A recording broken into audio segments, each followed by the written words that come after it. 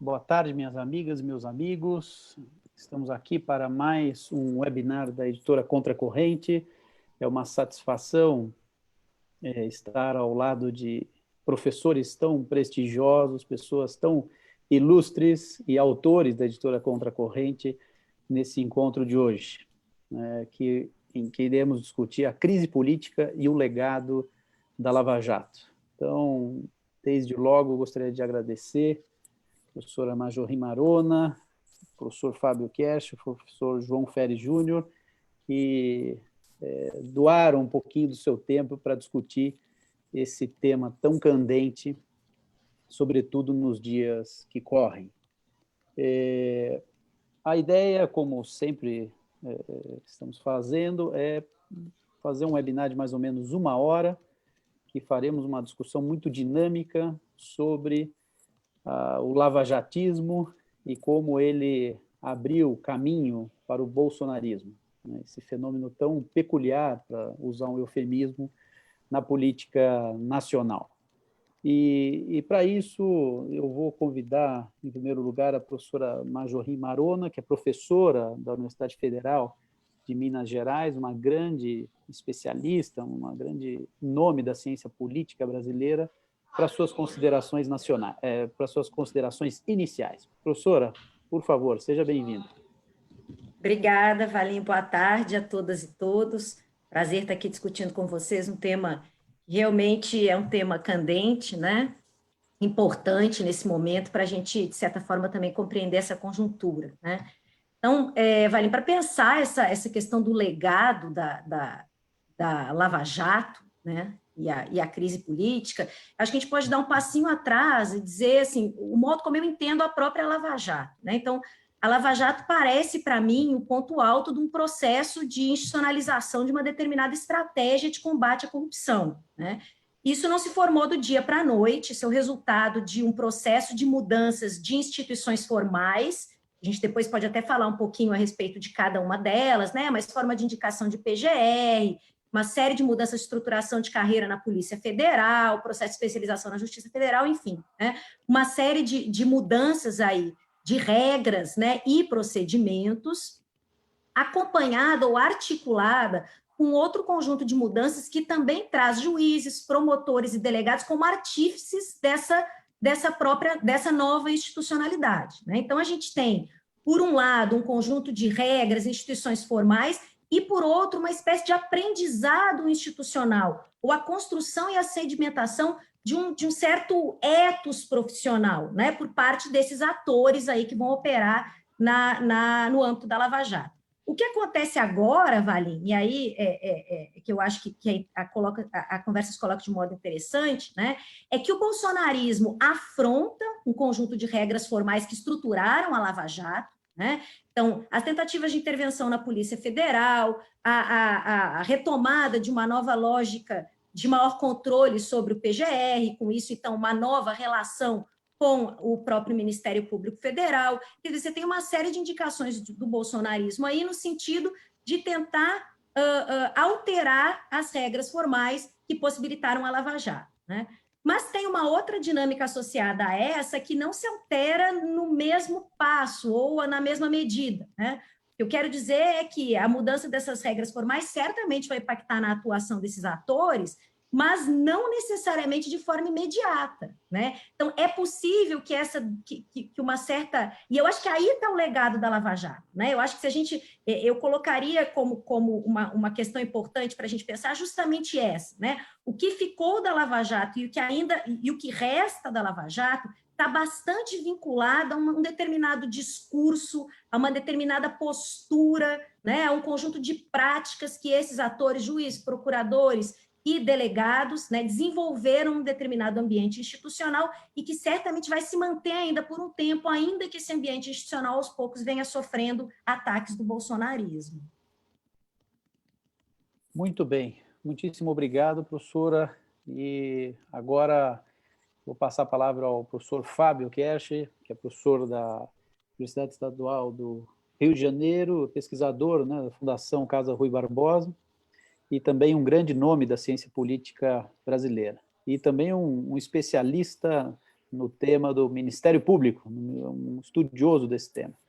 Fábio, por favor. Oi, Valim, obrigado pelo convite. É um prazer falar com a Marjorie, com o João, né, com as pessoas que estão nos assistindo. E dizer que a Lava Jato, aquela Lava Jato, naquele momento ali, que foi muito forte até, de certa forma, o impeachment da Dilma, a prisão do Lula, etc., eu acho que morreu, né? O espírito da Lava Jato está entre nós, mas o corpo morreu. A gente está vendo aqui, a gente viu na eleição do Bolsonaro essa consequência nefasta que, de certa forma, teve a Lava Jato para o processo político. E não é inédito, né? Eu estou lembrando aqui, ouvindo a Marjorie e pensando um pouco aqui, quando você fez o convite, um outro artigo que eu escrevi numa revista acadêmica chamada Lua Nova, que eu comparo a Lava Jato com as mãos limpas. E é uma coincidência, uma triste coincidência nesses dois fenômenos, né? Os dois processos que, em nome do combate à corrupção, destruíram o sistema político dos dois países, e os dois gestaram. Um gestou o Berlusconi e a Lava Jato gestou o Bolsonaro. E o Bolsonaro é o que a gente está vendo agora, né? Uma situação dramática no Brasil. É muito preocupante o que a gente está assistindo. Então, isso também é uma consequência da Lava Jato. A Lava Jato deixou essa herança. A Lava Jato, que prometia limpar o país, na verdade, produziu, acho que o grande resultado, e eu diria que, infelizmente, foi gerar o Bolsonaro e essa negação e essa criminalização da política, que também a gente assistiu na Itália, aconteceu no Brasil, e não é bom. Fora da política, a gente não é um bom caminho, assim. Outro dia também, Valim, me pediram para escrever um texto sobre utopia, o que eu imaginava depois desse processo todo. E o que eu pensei, a minha utopia, é que a gente volte para a política, né? Que os partidos políticos ganhem centralidade, que o processo político ganhe centralidade. Porque o que a gente está assistindo é fruto do que fizeram, acabaram com o sistema político brasileiro, né? Negaram e criminalizaram a política. E eu acho que fora da política não há espaço, a gente não tem um bom caminho fora da política. Então, eu acho que a gente é um momento triste para o Brasil, e a Lava Jato tem uma responsabilidade. Tem outros responsáveis, né? A gente não pode esquecer, por exemplo, o Aécio Neves, quando não reconhece a vitória da Dilma. A Lava Jato são uma série de elementos, né, que a gente está assistindo agora a consequência disso, que é muito triste e preocupante para a democracia brasileira. Muito bem, Fábio, muitíssimo obrigado pelas considerações iniciais, e agora eu passo a palavra ao professor João Ferres Júnior, que também é professor da UERJ, um grande cientista político, também um especialista na área de mídia, de como esses fenômenos se imbricam com o sistema de justiça, de modo que é um prazer também ouvi-lo. João, por favor. Oi, Rafael. Obrigado pelo convite. É um prazer participar aqui desse evento com você, ainda mais com os meus diletos amigos aqui, Fábio Cash e Marjorie Marona. Então, vamos ver o que eu posso dizer que eles já não disseram sobre o assunto. Eu acho assim, eu acho que a Lava Jato, se você for pensar do ponto de vista, eu estava pensando aqui com os botões, talvez a melhor metáfora que a gente possa usar para a Lava Jato é a do câncer. Infelizmente, é uma metáfora biológica bem ruim, bem forte, até um pouco chavão, mas eu acho que é bem apropriada, porque aquele tipo de coisa, a Lava Jato, ela surge já de uma certa anomalia do funcionamento das instituições políticas brasileiras, né? Mas é uma anomalia que se organiza, ganha corpo, vira um agente em si dentro das próprias instituições. Entendeu? É uma coisa que, não sei se você sabe, por exemplo, vários cânceres surgem de mau funcionamento da divisão celular, e aí as células defeituosas passam a se dividir demais, tal, mas aí vira um tumor, aquilo lá ganha uma certa organicidade. A Lava Jato foi isso também, ela surge já de um funcionamento um pouco, eu acho, já errado da instituição, do sistema de justiça, particularmente, né? A coisa do foro em que o Moro chamou para si todos os julgamentos, tal, a constituição daquela força-tarefa também em Curitiba, e aí depois todos os relacionamentos promíscuos que se constituíram entre a acusação e o juiz, também, que a gente ficou sabendo. Então, todas essas práticas anômalas formaram esse corpo, esse tumor, e aí ele passou a agir de uma maneira concertada em relação às instituições, né? A gente viu atacando o Congresso Nacional, por exemplo, Dallagnol atacou o Congresso Nacional mais de uma vez, fez chantagem pública, né, contra o Congresso Nacional, o Executivo, ou seja, a gente pode, assim, com certeza afirmar que a Lava Jato tem uma implicação bastante forte no impeachment da Dilma, e também nesse processo que redundou no a perseguição, condenação e prisão do Lula, né? Também por meios bastante duvidosos, e a eleição do Bolsonaro também, como o Fábio Cash já disse aí. Então, eu acho que é essa coisa, ou seja, você se formou, ganhou agência, e é claro que o Moro, o principal sujeito aí dentro dessa agência. E agora, isso não aconteceu num vácuo, não é verdade? Eu acho que isso aconteceu porque, na verdade, assim, o mau funcionamento das instituições brasileiras, e aí quando a gente fala instituições, eu estou me referindo simplesmente aos poderes da República, né? Por exemplo, a mídia é um tipo de instituição, e tem também o funcionamento dos poderes da República e de outras instituições necessárias para o funcionamento da democracia. Então, a mídia incentivou esse processo todo de crise autoimune da democracia brasileira, na qual você tinha esse quisto dentro do sistema de justiça atacando os outros poderes, na verdade. Ao mesmo tempo, você vê que o sistema de justiça, ele, ao invés de se precaver contra isso, atacar com anticorpos, pelo contrário, TRF4 assim, adotou aquilo, ou seja, reproduziu aquilo, o STJ em grande medida, e o STF foi omisso em vários momentos também. Então você vê que o sistema não conseguiu debelar aquele problema, né? Agora, para a legitimidade mais geral, saindo disso, me alongando um pouco, saindo um pouco do funcionamento institucional para o problema político mais ideológico, vamos dizer, mais largo, você tem a Constituição, e eu acho que você tocou isso no começo da sua fala, a Constituição de uma opinião pública favorável a esse tipo de procedimento, de quase um partido político na Lava Jato, ou pelo menos eu diria assim, não é um partido político, quase uma ideologia, na qual você tem uma sobreposição entre bolsonarismo, lavajatismo, antipetismo, vários desses sentimentos muito fortes que mobilizam muita gente hoje na sociedade brasileira, que estão constituídos nessas matrizes aí, da qual a Lava Jato, ou seja, o lavajatismo, que a gente quer, o Fábio já falou também, que essa ideia de que reduzir a política, a moralidade, a simplesmente questão da corrupção, né, é um forte. Então, a Lava Jato ajudou, além de atacar as instituições, a construir uma opinião pública particular, inclusive com efeitos eleitorais, essa opinião pública. Mas eu acho que isso a gente pode conversar agora, na sequência. Muito bem, João. Muitíssimo obrigado pela sua contribuição. E agora vamos dar sequência aqui ao nosso debate. Professora Majorri, qualquer observador minimamente comprometido com a ordem jurídica brasileira conclui que a Lava Jato, na verdade, ela está assentada numa violação sistemática das normas jurídicas. Então, é nisso que o modus operandi da Lava Jato foi, na verdade, um uso estratégico do direito para atacar determinados inimigos, e hoje a gente está com o quadro todo, né, e com muitos elementos para já até visualizar com muita clareza os objetivos que estavam traçados lá atrás, né? E o bolsonarismo, a crítica que se faz é exatamente dessa tensão constante com o Estado de Direito, né? Ou seja, nesse ponto há uma aproximação evidente entre esses dois fenômenos.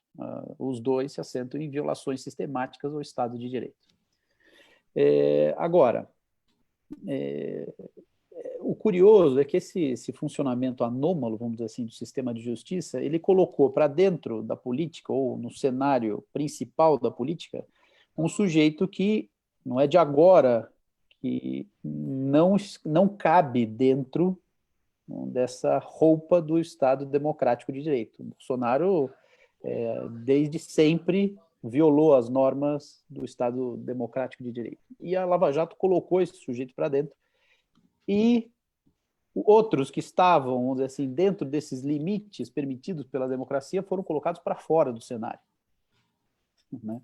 Então, o que eu queria ouvir de você, assim, no que bolsonarismo e lavajatismo se extremariam, ou seja, se diferenciariam, né? E como, se for possível, acho que eu fiz uma pergunta muito longa, mas como essa intervenção indevida da justiça afeta a dinâmica política?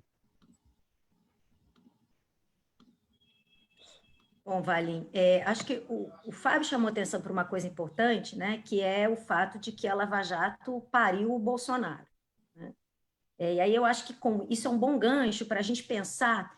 A Lava Jato produz efeitos que eu acho que podem ser tomados pela gente em duas dimensões analíticas. Né? A gente pode pensar nos efeitos mais imediatos, os efeitos eleitorais, né? E aí o João lembrou aí também de algumas atitudes ou de algumas posições de protagonistas da Lava Jato que influenciaram fundamentalmente no processo eleitoral. Né? A gente pode chamar atenção aqui, tanto ainda com a Dilma no poder, né?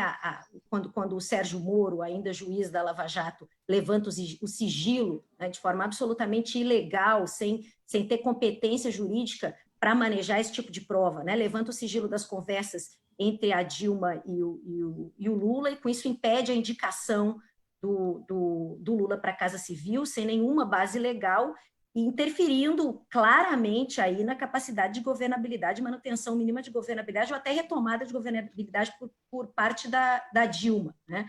Talvez mais evidente ainda seja a interferência que se faz com sucesso quando se retira o Lula da disputa eleitoral. Né? Então, toda a discussão, o modo como o processo judicial do Lula vai tramitar pelas instâncias devidas numa velocidade, né, assim, nunca antes vista e também nunca vista depois, né, assim, apontam claramente para uma justiça que estava a serviço de um determinado resultado, um resultado muito específico, que era evitar ali que o ex-presidente Lula pudesse concorrer. Né? Então, esse conjunto de fatores, né, ou esses exemplos que eu estou dando aqui, eles apontam para uma consequência bastante clara, objetiva e visível, né? Assim, facilmente perceptível da Lava Jato, né? Que foi uma intervenção certeira no processo eleitoral. Mas tem um resultado mais difuso, uma consequência mais difusa da Lava Jato, que tem, me parece, muito a ver com essa narrativa da criminalização da política. Né? Então, a Lava Jato ela incorpora uma estratégia de moralização da política, né? E, a partir daí, ela ainda avança mais, né?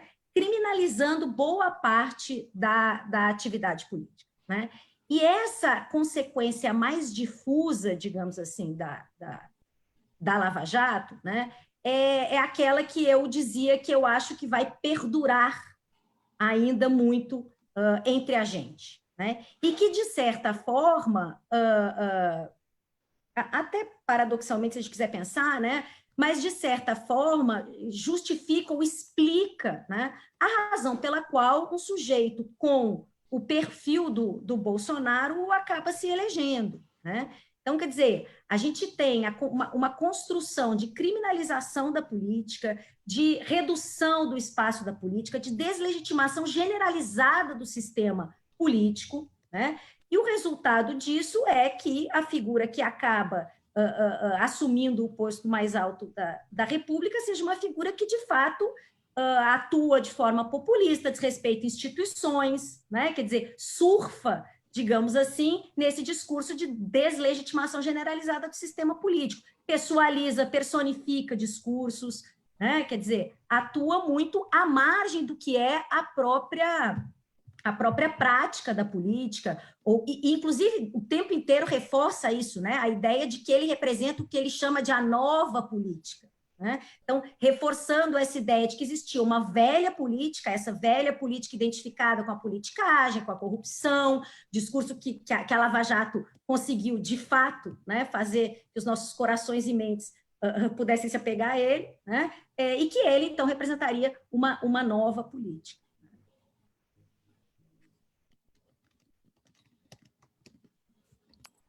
Vamos lá. Valim, Diga, posso falar uma claro, coisa aqui nesse claro, sentido? Você à perguntou, vontade. concordo com a Marjorie, só para chamar a atenção, que você perguntou um pouco a diferença entre o Moro e o Bolsonaro. Eu vou falar, o Moro não é vítima, o Moro é cúmplice desse processo, né? Eu não vejo, é lógico que quando você compara instituições ou até personagens, depende um pouco como você aproxima a lupa, né? Você pode, obviamente, falar que são dois personagens diferentes, mas, ao mesmo tempo, eu vejo muitas semelhanças.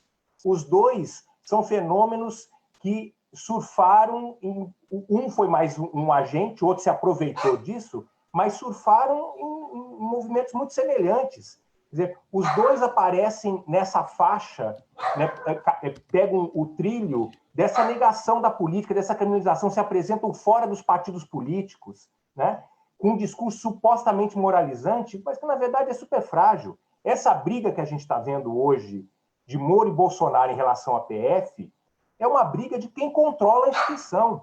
O Moro já deu exemplo de como ele entende o papel da PF. No episódio, para lembrar para vocês, no episódio da soltura do Lula, um juiz de férias, interferia na decisão do delegado. É assim que ele se relaciona com a polícia. Então, ali não é uma pessoa... O João pode falar isso, a mídia tentando preservar agora o Moro, como se o Moro fosse diferente do Bolsonaro. Eu acho que não. Nesse sentido, não é. Os dois têm uma relação com essas instituições a serviço de projetos, né? E ali a briga não é um querendo transformar a PF numa instituição autônoma, republicana, e o outro quer controlá-la, né? De uma maneira não republicana, né? Na verdade, os dois têm projeto para essas coisas. Eles não são inimigos, eles são cúmplices nesse processo. E os dois são fenômenos que, de alguma maneira, não de alguma maneira, né, efetivamente, um virou ministro do outro. O Bolsonaro, o Moro, embora eu não ache ele uma pessoa brilhante, não dá para ele alegar que não sabia quem era o Bolsonaro. Qualquer pessoa razoável que acompanhasse minimamente a política brasileira sabe quem é Bolsonaro há muito tempo, né?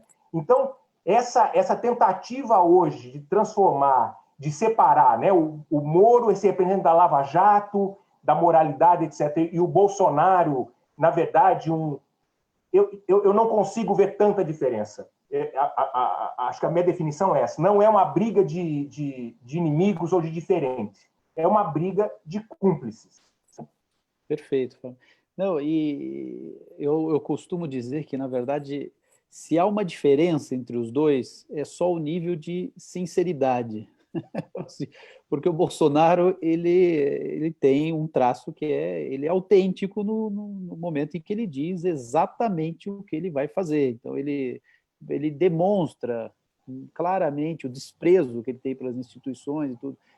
E o Moro é aquele canalha cínico, que dissimulado, que nunca demonstra verdadeiramente os seus propósitos, tanto que se valeu de competências, vamos dizer, jurisdicionais para alcançar fins inconfessáveis, né? Mas, já que o Fábio nos deu o gancho aí, João, como que a gente explica agora essa relação da mídia com as nossas figuras aí? Nós vemos uma Globo muito engajada na defesa do Moro, né?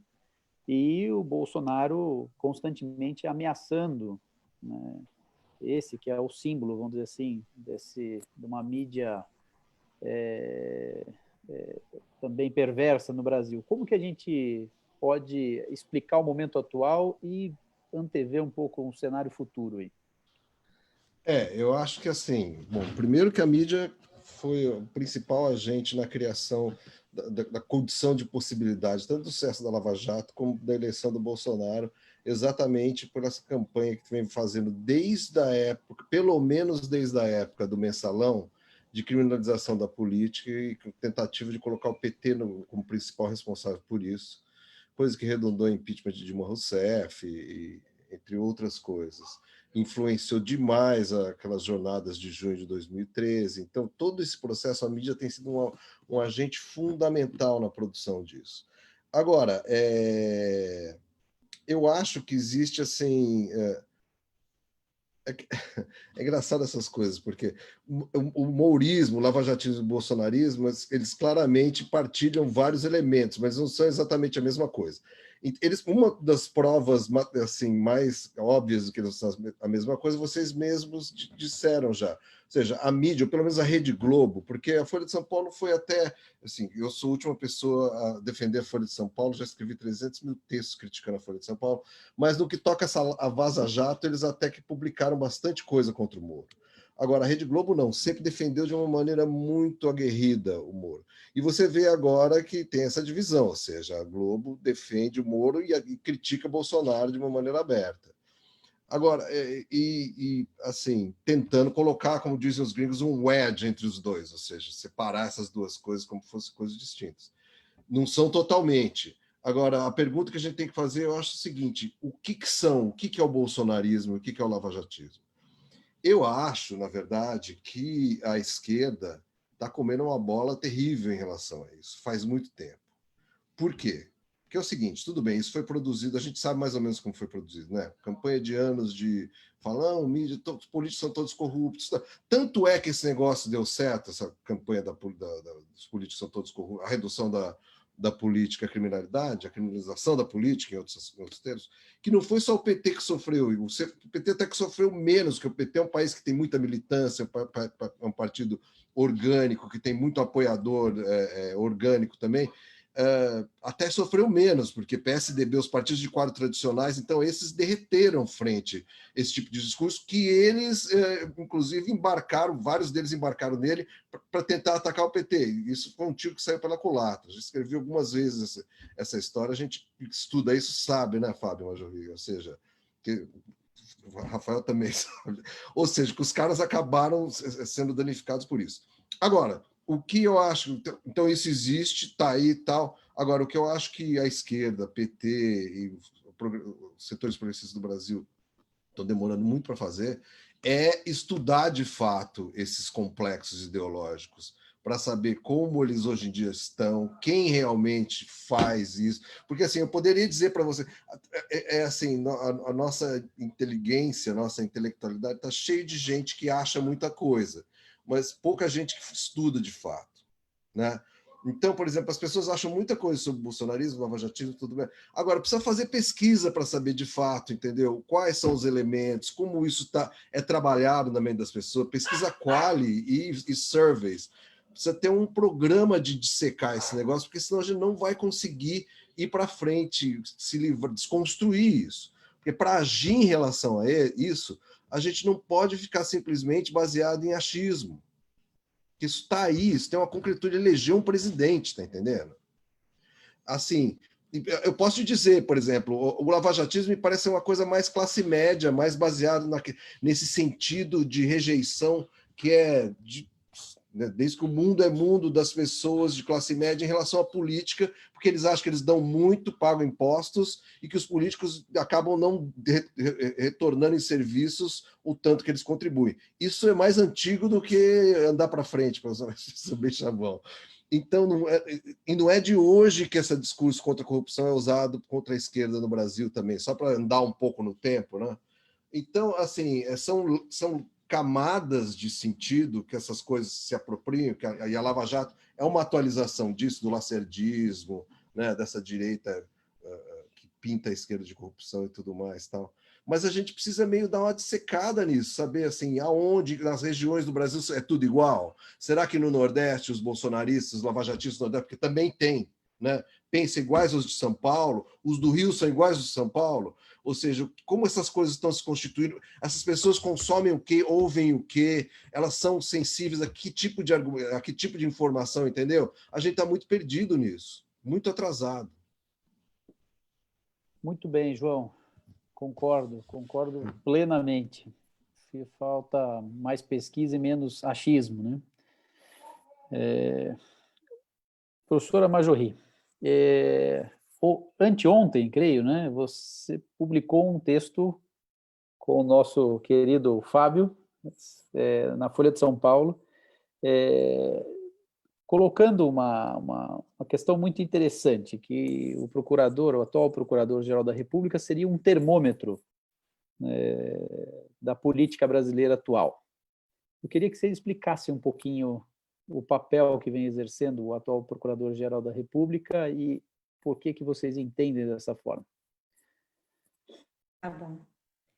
Então, Vali, na verdade, eu acho... Primeiro, a gente precisa entender que o Procurador-Geral da República tem, de forma exclusiva, a competência para denunciar, né, ou para processar o presidente da República por crime comum, né?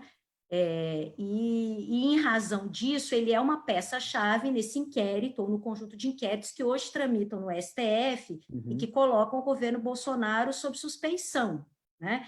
Então, se até pouco tempo atrás, ao se pensar saídas para essa crise, né, aparecia muito o discurso do impeachment e o discurso de uma eventual renúncia por parte do Bolsonaro, recentemente esses inquéritos trouxeram uma terceira possibilidade de saída, que seria pela condenação de crime comum do presidente da República, né? Mas mesmo nesse caso, é o Procurador-Geral da República, e aí particularmente nesse caso, é o Procurador-Geral da República que, findo o inquérito, né, tem possibilidade de denunciar ou não. Então, ele é um veto player, né? Ele pode simplesmente receber o inquérito e entender que não há ali elementos mínimos para iniciar um processo criminal contra o presidente da República, né? O que eu e o Fábio escrevemos na Folha, né, e que, na verdade, é fruto de um trabalho bem antigo, longo, do Fábio, vinculado aí a tudo que ele produz em relação ao Ministério Público, né, é que a mudança na forma de indicação, ou a retomada da forma constitucional de indicação do Procurador-Geral da República, coloca ele hoje, pelo Bolsonaro, né, coloca ele hoje numa espécie, digamos assim, de relação de... Não de submissão, né? Mas, quer dizer, o grande eleitor do PGR é o presidente da República. O presidente da República que pode reconduzi-lo, por exemplo, né? Então, o que a gente está mostrando é que nesses inquéritos, o PGR, ao mesmo tempo que iniciou 2 inquéritos, né? Tem atuado de forma que ele também ameniza um pouco a pressão que ele pode vir a sofrer da opinião pública, a pressão que ele pode vir a sofrer dos seus colegas da base do Ministério Público, né? Ele também faz isso de forma bastante confortável, né? Porque a qualquer momento ele pode recuar e voltar a proteger o Bolsonaro, que no final das contas é a quem ele responde, né? Então, a nossa ideia um pouco aqui é que ele tem atuado estrategicamente, de forma até inteligente em certa medida, né? Dando respostas aí à opinião pública, às bases do Ministério Público, ao mesmo tempo em que ele tem a chave do cofre na mão, né? Que ele pode parar esse processo e proteger o Bolsonaro. E é nesse sentido que ele é um termômetro, né? Se a popularidade do Bolsonaro começar a ruir, se o governo começar a se tornar, de fato, insustentável, não é o que até agora as pesquisas têm apontado, né? Ele continua aí com um apoio bastante resiliente, mas, enfim, pode ser que o Procurador da República atue de forma mais agressiva. Se o governo começar a se estabilizar, se o acordo com o Centrão der certo, se o governo, de fato, mostrar aí que tem condições de permanecer, o PGR ali, então, continua com uma boa relação, digamos assim, com o presidente da República, garantindo aí, eventualmente, uma recondução sua, ou até começou a surgir especulações de uma possibilidade também de nomeação para o STF. Muito bem, obrigado, professora. Fábio, Fala, Valim. você como nosso grande especialista em Ministério Público, a Marjorie tocou num ponto interessante, que o Bolsonaro agora, na dura, ele está cumprindo a Constituição e falando, olha, o PGR eu escolho quem eu quiser, né? E o PT adotou, o que para muitos, e para mim também, um republicanismo um pouco fora de propósito, adotar a lógica majoritária, onde não tem que adotar uma lógica majoritária, na escolha do PGR. Eu queria que você explicasse um pouquinho para as pessoas que estão nos assistindo esse problema aí, que se colocou e enfim. Na verdade, esse artigo que a gente escreveu na Folha, né, que teve uma boa repercussão ontem, mostrando um jargão, pelo menos uma parte da ciência política, que instituições importam, quer dizer, as regras do jogo importam. E a regra do jogo mudou. Então, na Constituição, o que a Constituição fala? Que quem indica o Procurador-Geral da República é o Presidente da República e aprova o Senado. O Fernando Henrique fez isso, né? E ele reconduziu o Geraldo Brindeiro 4 vezes, né? Uma data de 2 anos, 4 vezes reconduzindo o Geraldo Brindeiro, que tinha o apelido de engavetador-geral da República. Então, por que ele era o engavetador? Porque ele esperava agradar aquele que ia o indicar, né? Era da lógica ali algum tipo de lealdade àquele que ia indicar. O Lula, sem mudar a legislação, né, não mudou nada, foi uma prática tão somente, ele adotou o seguinte: olha, eu aceito uma lista que nem é votada pela maioria do Ministério Público da União, só votam os procuradores federais, né? O resto do Ministério Público da União não vota, e ele passou a indicar o mais votado, ou seja, deu muita autonomia para esse procurador-geral, porque ele foi indicado, né? E ele não dependia mais do presidente para continuar futuras indicações. Então, ele ficou livre dessa dependência do presidente. Então, o Lula fez isso, a Dilma fez isso, de certa forma, o Temer fez isso. O Temer não escolheu a primeira, mas escolheu a segunda, né?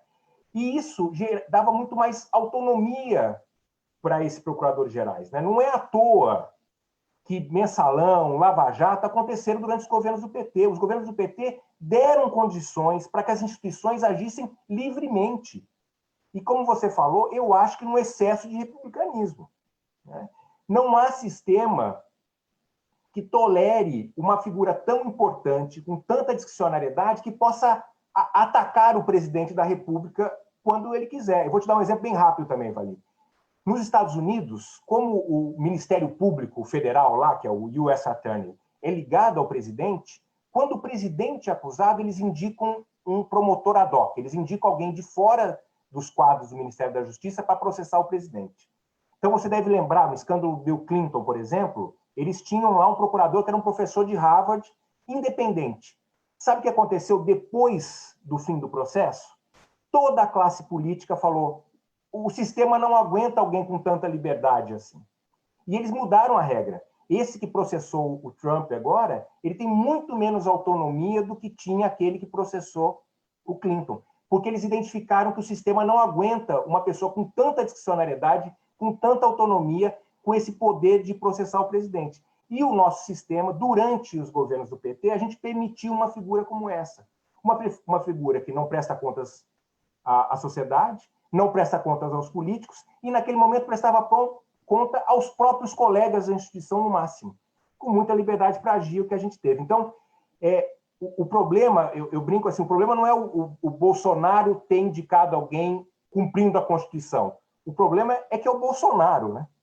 Que é uma figura lamentável. Mas ele está cumprindo a regra do jogo, e a regra do jogo é um pouco para proteger o presidente, para não ter um franco atirador, alguém completamente livre e desimpedido para atacar o presidente, como a gente viu nos governos petistas, e o PT pagou um preço. E o PT fez isso, deu muita autonomia para o Procurador-Geral da República e deu muita autonomia para a Polícia Federal, né? Então, nesse sentido, deixou correr atores muito, muito poderosos, né, ficarem muito soltos. E eu acho que o PT pagou um preço por isso, e a Lava Jato também só existiu porque tinha esse ambiente institucional para ele poder atuar. O que o Bolsonaro faz? Assume, ele quer controlar a Polícia Federal, ele diminui a autonomia do Procurador-Geral da República, ele vai fechando essas torneiras. Ele, de certa forma, tenta se blindar, coisa que o PT deixou correr solto. Eu acho que daí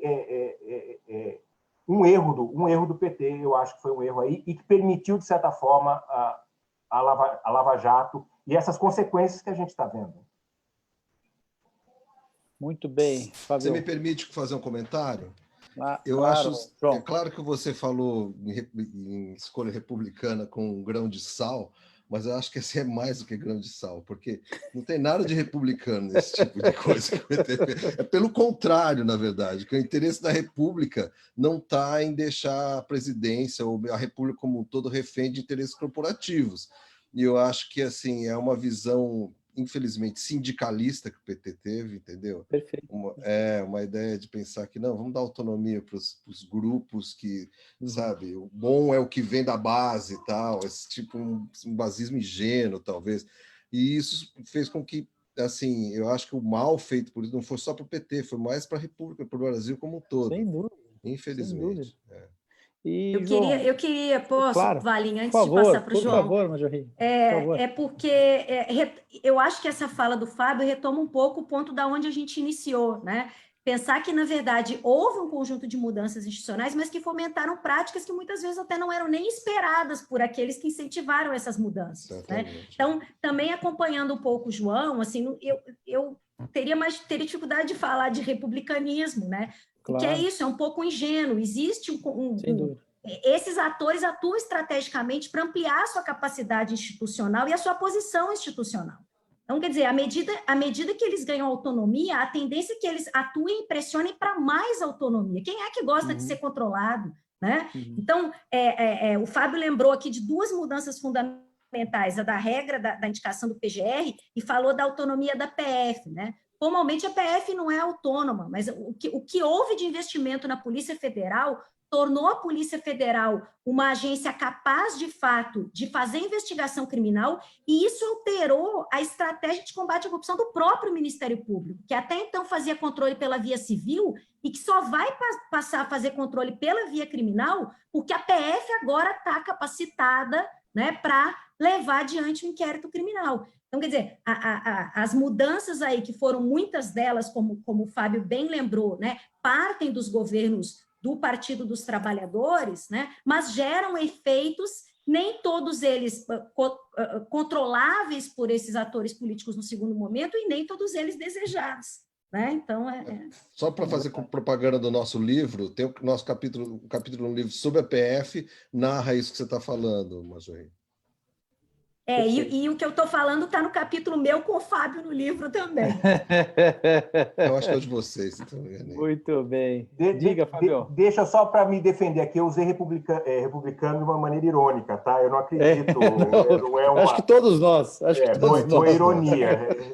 Como eu não acho que nessa batalha agora em disputa de um controle da Polícia Federal tenha algum lado, o Moro é um republicano que está pensando no bem da polícia e o Bolsonaro é alguém que quer controlar a polícia. Eu não acredito nisso. Inclusive, eu acho que até certo ponto, é lógico que a gente está falando aqui até certo ponto, é legítimo que governos tentem dar direção de instituições que estejam na sua estrutura. A princípio, não é um problema. Né? O que parece que rolou com o Moro é que ele realmente queria que a Polícia Federal tivesse sob seu controle e não gostou que foi tirado, é isso. Não, o que eu falei no começo é uma briga de cúmplices, é os dois disputando tentando disputar o controle.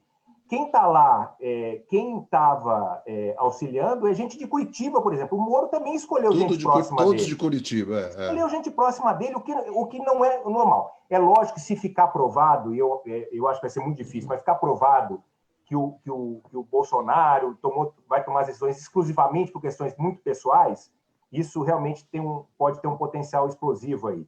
Agora, do ponto de vista do presidente tentar de alguma coisa... interferir, vamos dizer assim, alguma ingerência sobre a polícia, ali está a disputa de quem interfere mais. O Moro quer para ele, o Bolsonaro quer para o Bolsonaro. Quer dizer, não tem santo nessa história, como às vezes estão querendo transformar, como se fosse o Moro defensor da autonomia da Polícia Federal e o Bolsonaro alguém que quer usar, ironicamente, de maneira não republicana, a Polícia Federal.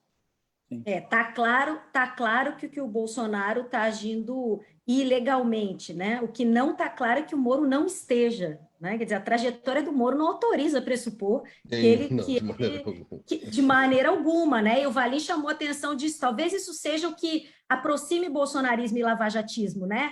Que é a utilização de mecanismos institucionais contra a própria institucionalidade, que é típico dos processos de erosão das democracias contemporaneamente, inclusive. né? Quer dizer, você verdade. mobiliza mecanismos institucionais para...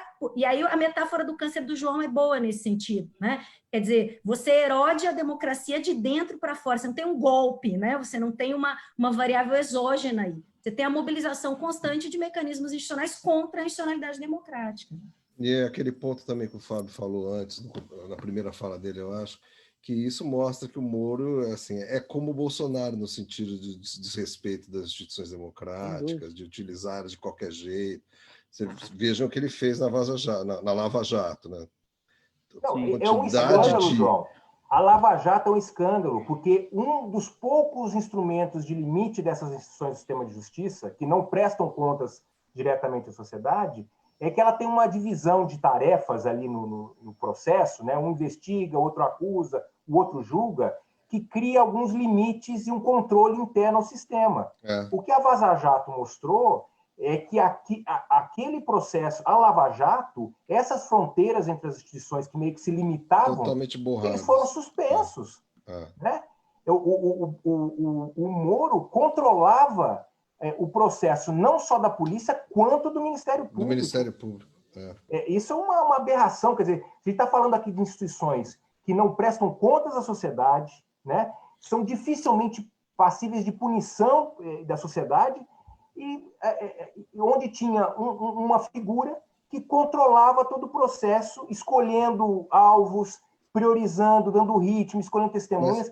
Qualquer país razoável, só para concluir, João, desculpa, qualquer país razoável teriam consequências gravíssimas um juiz com esse papel. Né? E aqui não aconteceu nada, ele foi promovido, virou ministro, e agora está fazendo uma pose de que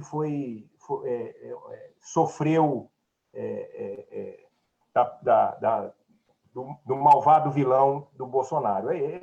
Mas inacreditável. Deixa eu puxar um assunto aqui que eu acho que quer dizer, que me interessa e tem a ver também com o começo da nossa discussão, que é o seguinte, assim, voltando àquela história de que como que esse negócio se constitui aí, o lavajatismo, o bolsonarismo e tal.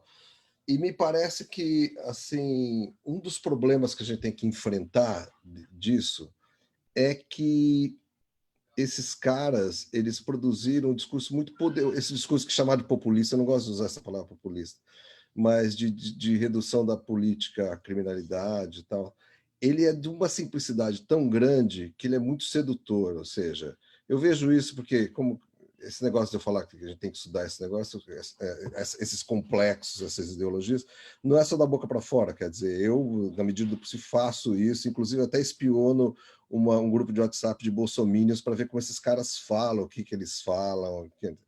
E eu acho impressionante assim, a simplicidade disso. Né? Porque a gente fica sempre em desvantagem quando a gente está falando de instituições democráticas, porque é tudo tão complicado, né? Ou seja, a representação, como funciona a representação, como o judiciário pode funcionar de uma maneira, mas não de outra, o Congresso de uma maneira, mas não de os limites dessas instituições, assim, é um xadrez, é uma arquitetura super complexa.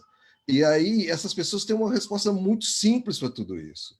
É convicção, é ladrão, não é ladrão. Então o Moro e o Bolsonaro, eles conseguiram, assim, com o apoio da mídia assim, irrestrito. O Bolsonaro não, o Bolsonaro foi outra estratégia que deu muito certo, depois a gente pode até falar disso.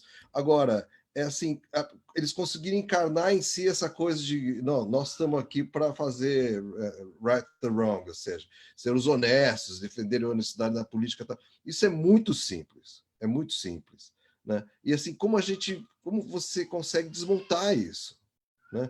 É um pouco similar, quer dizer, na sua simplicidade, ao discurso do neoliberalismo, porque o neoliberalismo também é uma doutrina extremamente simplória. É assim, o máximo de liberdade individual para o gozo da propriedade, né? Redunda em máximo bem público, máximo welfare, máximo... É isso. Os caras só falam isso. Né? Mesmo contra todas as evidências, é um mantra, é uma doutrina, não é verdade? As evidências mostram o contrário. Então, é pouco isso também, quer dizer, política é uma questão de honestidade, então é os honestos contra os ladrões, a maioria são todos ladrões, então a gente precisa se livrar deles.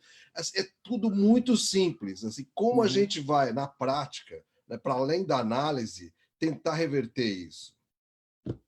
É difícil. E até, então, pegando esse seu gancho aí, João, que a prosa está muito boa e a gente nem viu, pelo menos eu não vi passar o tempo e já faltam 10 minutos para completar a nossa prometida 1 hora aqui. E eu queria fazer uma rodada de fechamento falando um pouco no que você estava agora se referindo, como reagir a isso. Porque na minha modestíssima opinião, eu vejo uma esquerda apática, que não consegue reagir. Essa coisa isso que eu queria ouvir de vocês, cientistas políticos, um centro, que eu não sei onde está esse centro no Brasil. Não, precisamos trazer o centro para, assim... Então, o que eu queria deixar com vocês, e aí também só uma consideração, que a Marjorie colocou isso de uma maneira muito interessante, né, dos efeitos indesejados dessas escolhas, especialmente dos governos do PT. Agora, foram efeitos indesejados e depois também houve uma inação de quem deveria agir contra esses efeitos indesejados, que é uma inação, no meu ponto de vista, inexplicável. Por exemplo, a Polícia Federal fazendo tudo o que fez em aliança com o MPF e com o juiz aí da Lava Jato, e nenhuma reação, né, foi feita para conter esses abusos, né? Então, houve vamos dizer assim, uma engenharia equivocada e depois uma leniência enorme com esses abusos, né? Isso é uma visão, né, minha, pessoal, né? Mas vamos lá, Marjorie, vamos fazer essa rodada final para a gente pelo menos desenhar um pouco aí como a gente poderia pensar reações a esse quadro tão trágico. Essa é a pergunta do milhão, né? Essa é a hora ruim de começar. Se foi bom começar o programa para avançar a agenda agora. Eu acho que a gente está num xadrez complexo, assim, não está fácil, né? Assim, e eu acho que não tá fácil para a esquerda se posicionar, nem quando a gente pensa. Quando a gente pensa, a própria disputa institucional está bastante complexo, né? Porque, embora assim, João e Fábio tenham lembrado o quanto vários partidos perderam com esse processo todo mais difuso de desestimação do sistema político, assim, uma das coisas que aconteceu claramente foi que as esquerdas não ocupam hoje os espaços, né, que dariam a elas condição de uma interferência mais efetiva, né? Então, elas estão, de certa forma, um pouco alijadas desse jogo, né? Então, isso é uma dificuldade muito grande, né? Para além disso, e já vi o Fábio chamar a atenção disso em outras circunstâncias, tem o fato de que, e aí talvez o João possa explorar um pouco isso, né, o espaço que se dá às lideranças de esquerda na mídia é absolutamente desigual quando você compara com o espaço de outros, né? Então, mesmo quando a gente pensar a Fernanda Henrique Cardoso, né, em comparação com o espaço que se dá ao Lula, sendo os dois ex-presidentes da República, né, é muito desigual. Então, também, se a mídia vem se posicionando contrária ao Bolsonaro, isso me parece uma verdade, a grande mídia, por outro lado, ainda não tem dado espaço de forma equânime aí para essas lideranças, né? Isso é também bastante complicado.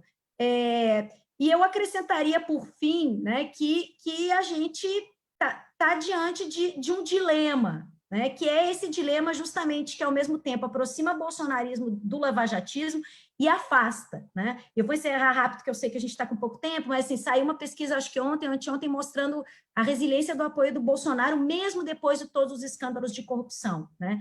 E aí, o que para mim parece é que esse discurso de que a corrupção é importante, temos que combater a corrupção, ele acaba se tornando um verniz de outras coisas que a gente ainda não entende bem, né? Se ele serviu aí como uma das camadas, como o João disse, junto com o antipetismo e etc., né, para destituir governos de esquerda no Brasil, ou uma trajetória de governos de esquerda no Brasil, ele agora não presta o mesmo serviço nem para projetar qualquer tipo de liderança de esquerda e nem para fazer com que a gente saia dessa tormenta que a gente está vivendo no campo da democracia. Então, tem alguma coisa por trás aí desse discurso de combate à corrupção que a gente não está entendendo bem ainda e que eu acho que a gente precisa avançar. Muito bem. Muitíssimo obrigado, professora. Já agradeço pela sua brilhante participação aqui. Espero contar contigo em outras iniciativas da Contracorrente. Obrigada Fábio, a você, sempre à disposição. Obrigado. Fábio, vamos lá. Oi, Valim, olha, obrigado pelo convite. Eu queria lembrar o seguinte, que embora eu tenha aqui criticado, vamos dizer, a postura do PT, que eu acho que deu muito espaço, muita autonomia para quem não devia, né? Não devia no sentido de que a democracia pressupõe mesmo esse controle de prestação de contas, uma liderança, enfim.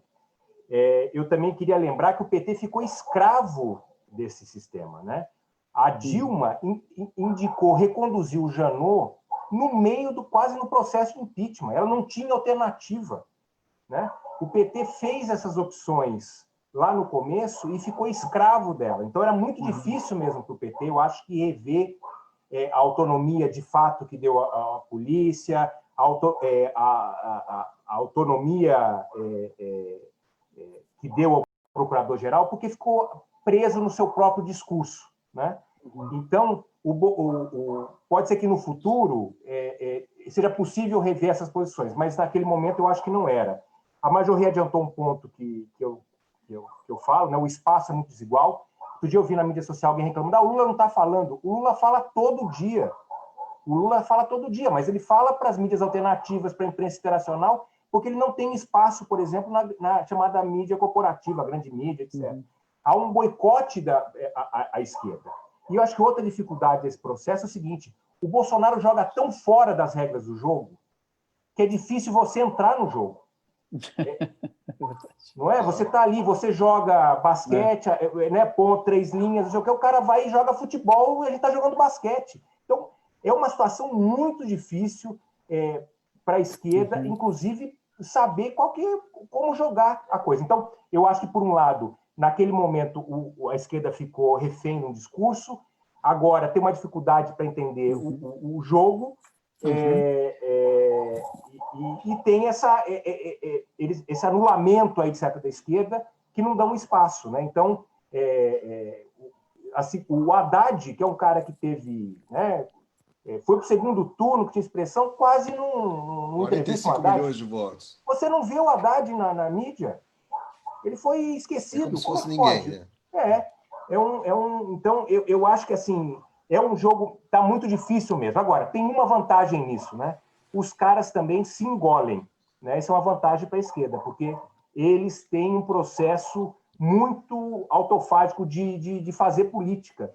É impressionante quando a gente lembra que eles têm ainda, né, se o governo for abreviado, mais 2 anos e meio de governo. Eu me pergunto como é que vai segurar mais 2 anos de governo nesse ritmo. É muito impressionante. Valim, muito obrigado. Foi um prazer conversar com você, com meus amigos João, Marjorie, e vamos fazer mais vezes. Obrigado, viu? Vamos sim. Obrigado. Eu que agradeço, Fábio. Vamos lá, João. Então, Valim, eu andei publicando uns textinhos ultimamente aí sobre essa questão da vitória do Bolsonaro, da estratégia que o Bolsonaro usou. Na verdade, é um artigo e alguns textinhos de mais assim pequenos para circulação,